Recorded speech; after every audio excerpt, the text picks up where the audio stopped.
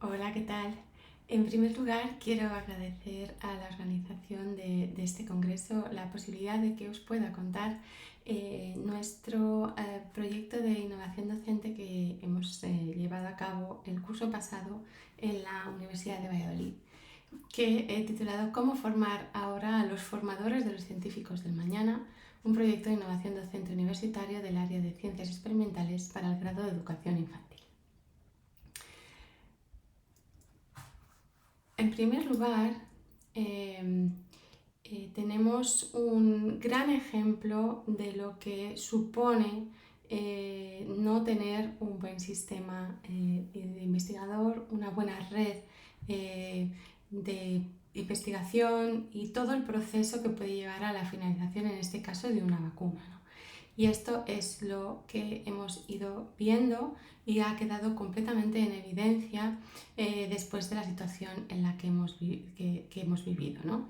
Sin embargo, a pesar de que ha quedado muy claro todo esto y que a día de hoy seguimos a la espera de que termine de funcionar y de cómo nos sitúa esto en el mundo ante cualquier otra circunstancia y cómo nos situó en un mercado en el que nosotros no teníamos nada que ofrecer, no, vemos que las cosas, a pesar de que parecía que iban a cambiar, no han cambiado. Y no han cambiado porque la sociedad no valora lo suficiente a los científicos. Y mientras la sociedad no los valore, los políticos no van a intervenir, a invertir en ciencia, ni a intentar preocuparse por la salud del mundo científico en nuestro país. Esta es la imagen de una encuesta de cómo ven las personas a los científicos. Y en general un científico tiene este aspecto para todo el mundo, ¿vale? Es verdad que luego, si uno ahonda por, hay más, ¿no? Pero en principio esto, un señor muy viejo, con cara de loco, que normalmente hace cosas que no deben ser muy buenas para la humanidad y que además pues, está completamente aislado de la realidad, ¿no? Y ese concepto se traslada hasta tal punto que, a pesar de que después de toda esta pandemia que hemos vivido ha sido el gran esfuerzo que ha hecho a nivel mundial la ciencia por unificarse y dirigirse todos hacia el mismo fin, intentar conseguir lo antes posible una solución, a pesar de que eso ha sido, digamos, lo bueno o los salvadores de la situación, lo que ha quedado como científico es el malo de la película que estaba allí en China lanzando virus al mundo, ¿no? Intentando provocar la destrucción, ¿no? Y eso es lo que ha quedado. Y la pena es que eso es lo que, si preguntas a la gente, siguen teniendo ahí al menos esa duda, ¿no? Siempre habrá un malo y siempre será un científico, ¿no? A pesar de todo lo que ha visto después. Y el problema es que si esto se mantiene y la sociedad no cambia y la opinión de la sociedad no cambia, esto no va a cambiar. Hay estudios de neurociencia que ya demuestran que la vocación científica se despierta en los primeros años de vida. La curiosidad es un rasgo innato en los niños y preguntar es su eje de aprendizaje. Las buenas respuestas, el fomento de nuevas preguntas, el cómo funcionan las cosas, el dirigirles hacia dirigir esa curiosidad hacia el funcionamiento de las cosas, ¿no? Y responderles de la mejor manera posible con las herramientas necesarias para que comprendan lo que están preguntando, pero sobre todo que puedan tener nuevas preguntas y nuevas ideas, es fundamental. Y también es fundamental visibilizar la figura del científico. Los niños que quieren ser de mayores, pues quieren ser lo que ven. Profesores, maestros, quieren ser médicos porque los ven, bomberos si los ven por la calle, o astronautas pues si les compras un cuento, ¿no? Pero ¿cuándo ven un científico? ¿No? No vas por la calle y ves un científico. Entonces, si no llevamos esta figura a las escuelas, a los centros, y desde el principio hablamos de la ciencia, de los experimentos, de los científicos como algo que es posible para ellos, llegará el momento de elegir carreras, de elegir profesiones, y la ciencia siempre estará en un porcentaje muy muy pequeño. Y el problema es que necesitamos científicos en el mundo porque son los que generan, o no todos científicos, pero sí mentes científicas, porque son las que generan, los que avanzan, las que resuelven problemas y las que van a poder solucionar los problemas que ahora mismo no podemos ni imaginar que van a venir dentro de 20 o 30 años.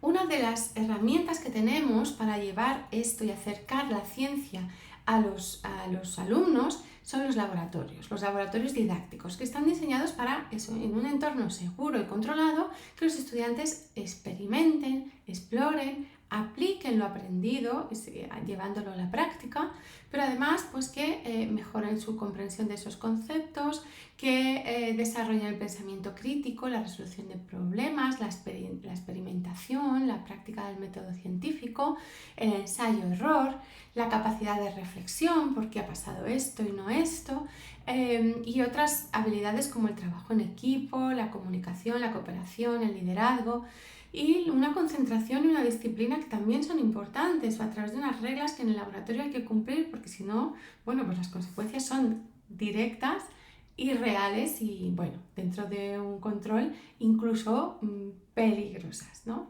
Por lo tanto, es una herramienta muy, muy interesante para poder hacer esto. Sin embargo, lo que nos encontramos en muchos o en la mayoría de los casos cuando vamos a ver a un instituto, a un colegio, un laboratorio, ya de por sí la imagen suelen ser sitios muy obsoletos, con material muy antiguo, no todos los casos obviamente, pero sigue siendo así, con materiales y botellas de reactivos químicos llenos de polvo. Bueno, esa imagen que se sigue manteniendo, ¿no? Pero ya no solo la imagen física, ¿no? Sino que al final los experimentos son experimentos que hemos realizado todos y se siguen haciendo los mismos que hacía yo y que gente antes que yo también hacía en sus coles, completamente desligadas unas de otras, el que al final se convierte en una anécdota porque siguen un guión, pero no hay consecuencias si lo hacen bien, si lo hacen mal. En muchos casos ni se enteran de lo que hacen. Si tienen que hacer un informe, igual en el informe de algo se enteran o te das cuenta que no se han enterado absolutamente nada. Por lo tanto, no se saca el partido suficiente a esta herramienta. Así que algo muy importante es colocarlo dentro de un contexto que realmente le dé un sentido a cada una de estas experiencias, que tengan una intención y una practicidad y que realmente generen una experiencia más allá del anecdótico, que pueda despertar esa intención científica o esa vocación por conocer, por aprender, por descubrir, ¿no? Así que ese es nuestro objetivo, ¿no? Y en nuestro caso, que vamos a centrarnos en los alumnos del grado de Magisterio Infantil, teníamos que ver de qué manera podíamos hacer que estos futuros maestros en un nivel como es el de infantil, en el que parece que es muy difícil hacer ciencia por lo peligroso que puede llegar a ser cualquier material, por lo difícil que es explicar ciertos conceptos a niños tan pequeños, o por lo difícil que puede ser manejar a muchos niños de estas edades en un laboratorio. Y sin embargo son en muchos casos prejuicios, porque la realidad es que estos niños están abiertos a sorprenderse, a alucinar y a descubrir un montón de cosas, ¿no? Pero los primeros que tienen que sentirse capaces de hacerlo son los propios maestros de infantil, ¿vale? Para crear esos científicos o esos pequeños futuros científicos que al final cambien no solo la mentalidad, sino además la imagen de la ciencia. Así que en primer lugar queríamos actualizar esos experimentos clásicos de los laboratorios, en este caso de biología, pero actualizarlo no significa meternos con las inteligencias artificiales, que también hay posibilidades de hacerlo, pero sin cambiar tanto, porque hay experimentos que son así, ¿no? Y un corazón es un corazón y será siempre un corazón, y diseccionarlo y será siempre así, ¿no? Hagamos lo que hagamos. Pero meterlos dentro de un contexto y unificarlos de tal manera que todo tuviera un mismo sentido y una misma dirección, ¿no? Unificarlos, darles esa practicidad y mejorar la experiencia de estos alumnos, ¿no? Y ver si funciona esto en los maestros, después pues era interesante llevarlo a sus propias clases, ¿no? Así que lo que generamos es una situación de aprendizaje que era un escape room dentro del laboratorio que se titulaba Un cadáver en el Pisuerga. Lo aplicamos en una clase de 40 alumnos de Ciencias de la Naturaleza del currículum de Educación Infantil del grado de Educación Infantil del tercer curso, y los trabajos los realizaron por tríos para, de alguna manera también potenciar esta parte de la colaboración, la discusión y el trabajo en equipo. Lo primero que hicimos, esta es una parte del proyecto general en el que hicimos otro trabajo en el aula para generar y perder el miedo a los experimentos, y ellos crearon experimentos que podían hacerse en infantil. Pero en este caso queríamos que ellos fueran un paso más allá y experimentaran ciencia a su nivel, ¿no? Al nivel de como maestros. Lo primero que hicimos fue hacer un poquito de ciencia con ellos, preguntarles y fomentar que ellos se preguntaran qué esperaban los padres de ellos en cuanto a ciencia, qué esperaban, qué pensaban o qué experiencias podían sacar de maestros que ya estaban dando clases infantil. Entonces ellos mismos crearon sus primeras encuestas para comprobar cuáles eran estos resultados. Pero además ellos mismos formaron parte de una encuesta en las que lo más destacado es que el 70% de estos alumnos odiaban la ciencia, y odiaban, la pregunta era ¿odias? Y realmente tenían experiencias tan malas en el pasado y una visión tan negativa de la ciencia, calificándola de poco práctica, muy abstracta, peligrosa, muy poco útil. Entonces, todo lo contrario a lo que uno puede definir como ciencia, ¿no? Y sin embargo, esa es su opinión. Así que cambiar este porcentaje era el objetivo, ¿no? El objetivo fundamental. De todos los experimentos que se suelen hacer, seleccionamos, pues algunos de ellos. La verdad es que se podían... Cogimos más, pero no daba tanto tiempo para las prácticas, pero cogemos los más típicos, ¿no? La disección de un corazón, la determinación del grupo sanguíneo, el test de embarazo, la genética drosófila. Yo tenía acceso a un laboratorio de drosófila, pero no es tan difícil conseguir un pequeño bote con drosófila y trabajar con mosca. Cultivo de bacterias, una placa de Petri con agar-agar que se puede hacer muy fácilmente, y si no placa de Petri, cualquier pequeño recipiente. Y luego el típico del gusto y el olfato, de poner diferentes sabores que compré en el Mercadona, ¿vale? O sea, todo muy, muy fácil y asequible. Buscamos una situación de aprendizaje que englobara todas, y luego intentar trabajar diferentes metodologías del aprendizaje por problemas en equipo, la gamificación, adquisición de roles, etc.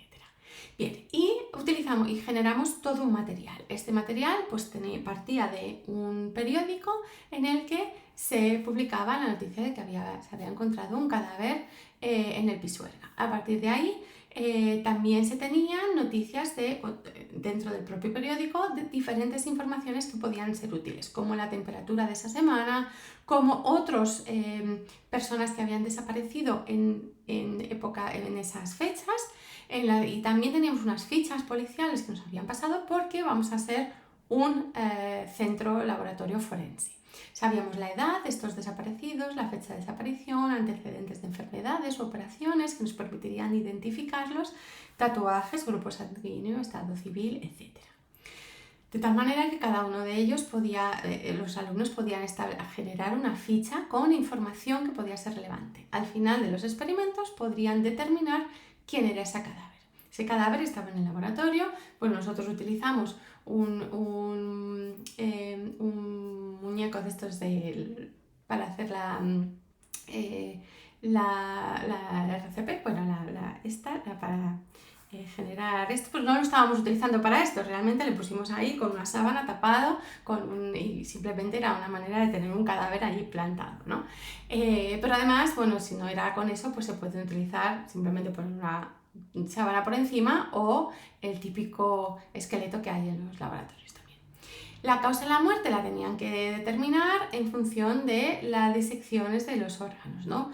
con el peso a través de unas tablas, con el peso del corazón, podían determinar la edad y descartar a alguno que fuera más joven, antecedentes de infarto. Ellos ya les habíamos explicado dónde podían detectar si hubiera algún problema. Por supuesto, una puñalada en el corazón, si la encontraban, pues ya también teníamos una causa de la muerte, ¿no? Lo mismo en los pulmones, si había agua, es que se había ahogado; si no había agua, le habían matado antes. La falta de alguno de los órganos, y eso podía determinar que luego supiéramos si se le había extirpado en una operación previa algún órgano no vital y que eso pudiera descartar, etc. El grupo sanguíneo que nos indicaba, pues nos podía permitir también descartar algunos de ellos, que solo necesitamos 3 reactivos que nos permitan determinar el grupo sanguíneo. La entomología nos permitía saber la fecha de la muerte, porque en función de lo que nos hubiera parecido, conociendo el ciclo vital de la mosca y la temperatura que había ocurrido en esa semana, podían determinar exactamente, porque en el cuerpo aparecían en un estadio determinado del ciclo, podían ir hacia atrás y saber exactamente la muerte y descartar los que hubieran desaparecido con posterioridad. En cuanto al sexo, bueno, pues y la edad también podíamos determinar en un test de embarazo, una inmunocromatografía, o bien un embarazo, en el caso de una mujer, o bien un cáncer de testículos en el caso de un hombre. En todo caso, les hacíamos pensar también en esto. Y por último, el test del gusto y olfato, que se tenía que seguir una secuencia y según determinaran los sabores o los olores, ordenar esa secuencia que les daría un código para obtener una pista más sobre el lugar donde habían muerto, porque en función de lo que habían comido en el último sitio, pues podía darles información del restaurante donde habían estado comiendo, etc., ¿no? Y por último, bueno, pues la huella, que nos permitía también el lugar de la muerte, a través de las placas podíamos cultivar con los hisopos en distintas partes de su cuerpo, entre ellas en los zapatos, y determinar las bacterias que habían crecido. Al final tenían que hacer un informe forense, generar su propio logo de su empresa y determinar qué técnicas habían utilizado y de qué manera, por qué habían utilizado esas técnicas y qué información les había dado, y la conclusión final, ¿no? De esta manera ellos después realizan una rúbrica en la que valoraron la experiencia en su interés, la comprensión, la utilidad, el autoconcepto como científico de cada uno de ellos y la diversión, ¿no? Y bueno, los resultados fueron excelentes. El 97,7% disfrutaron muchísimo, el 100% mejoró sus expectativas y el 94% mejoró su opinión sobre las ciencias. Además, con este y con otras partes de nuestro proyecto científico, de innovación docente, mejoramos con un 1,7 la media de la clase en general de esta asignatura. Y en la conclusión o la discusión, pues lo que vemos es que las herramientas las tenemos, no tenemos que complicarnos mucho la vida y no tenemos que actualizarlo mucho, aunque también se puede, pero lo que es importante es darle un sentido, unificar las cosas y sobre todo enganchar y demostrar que la ciencia puede ser interesante, ¿vale? Y conseguir esto al final pues tiene unas repercusiones no solo en estos alumnos, sino que cada uno de estos alumnos durante sus 30 años o 30 y tantos años de docencia transmitirá esto mismo a muchas generaciones que son las que van a venir detrás. Los siguientes pasos pues es recompilar los comentarios y las experiencias y mejorar algunos puntos en los que vimos que todavía podían mejorarse. Mejorar el entramado lo hicimos muy lineal porque era la primera vez, ahora queremos interconectar más las pruebas y por supuesto intentar publicar y difundir estos materiales para que la gente los pueda utilizar. Y como conclusiones, pues que los laboratorios son una gran experiencia y la última que tienen los profesores en la universidad, pero que necesitamos que estos educadores se den cuenta de lo interesante que puede llegar a ser para que lo puedan llevar en la práctica o simplemente para que ellos se sientan capacitados para poder realizar después en su aula. Y muchas gracias por vuestra atención.